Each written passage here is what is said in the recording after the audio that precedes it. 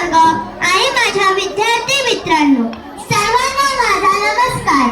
मी रोही सावंत. सर्वप्रथम सर्वांना 77व्या प्रजासत्ताक दिनाच्या खूप खूप शुभेच्छा. मित्रांनो, भारताला 15 ऑगस्ट 1947 रोजी स्वातंत्र्य मिळालं, परंतु त्या स्वातंत्र्याला आकार मिळाला तो म्हणजे 26 जानेवारी 1950 रोजी. कारण त्या दिवशी आपलं संविधान लागू झालं होतं. परंतु आज आपण हे विसरत चाललोय की ज्या स्वतंत्र भारतात आपण जगतोय, तर स्वतंत्र करण्यासाठी आपल्या पूर्वजांनी इंग्रज सरकारचे अत्याचार सहन केले.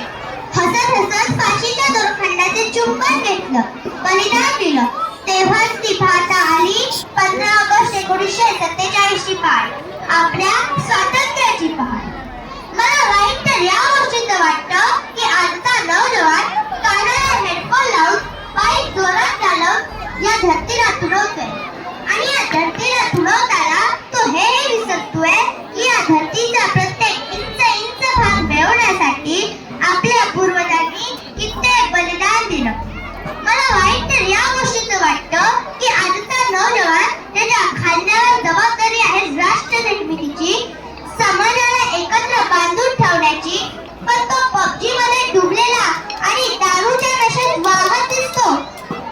महोदय, सेनेमध्ये भरती होऊन वीर सैनिक होणं म्हणजे देशभक्ती नव्हे, तर देशभक्ती म्हणू तर कशाला म्हणू, तर बेईमानीला बाजूला करून इमानदारीने काम करणं म्हणजे आहे देशभक्ती. कर्तव्याचं पालन करणं म्हणजे आहे देशभक्ती. एखाद्या गरीब म्हाताऱ्या माणसाला औषध देणं म्हणजे आहे देशभक्ती. आपण आपल्या देशभक्तीतून खूप काही करू शकतो. कारण आपण एखाद्या गरजू माणसाला रक्तदान देऊन त्याला जीवनदान देऊ शकत. कारण आपण एखादे रोप लावून पर्यावरणात समर्थन देऊ शकत. कारण आपण कचरा इकडे तिकडे न फेकता देशाच्या स्वच्छतेत योगदान देऊ शकत. मित्रांनो, मी नाही म्हणत की आपला देश एक नंबरचा देश आहे, परंतु आपल्यात ती ताकद आहे, शक्ती आहे. आपण एक ना एक दिवस तरी आपला भारत देश एक नंबरचा देश बनवू शकतो. आज जग भारताकडे एक आदर्श लोकशाही म्हणून पाहते, पण लोकशाही म्हणजे केवळ दर 5 वर्षांनी केलेले मतदान नव्हे.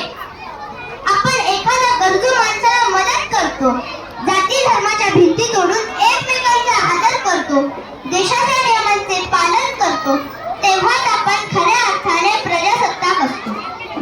आज आपला भारत देश प्रगतीची नवनवी शिखरे गाठत आहे, पण या प्रगतीचा आनंद तेव्हाच होईल जेव्हा समाजातील शेवटच्या रांगेत उभा असलेल्या माणसाला वाटेल की हा देश माझा आहे आणि तो माझ्या पाठीशी उभा आहे. चला तर मग या पवित्र दिवशी केवळ भाषणे न ऐकता मनापासून एक शपथ घेऊया. आपण असा भारत घडवूया जिथे माणुसकी हा सर्वात मोठा धर्म असेल. आपण संविधान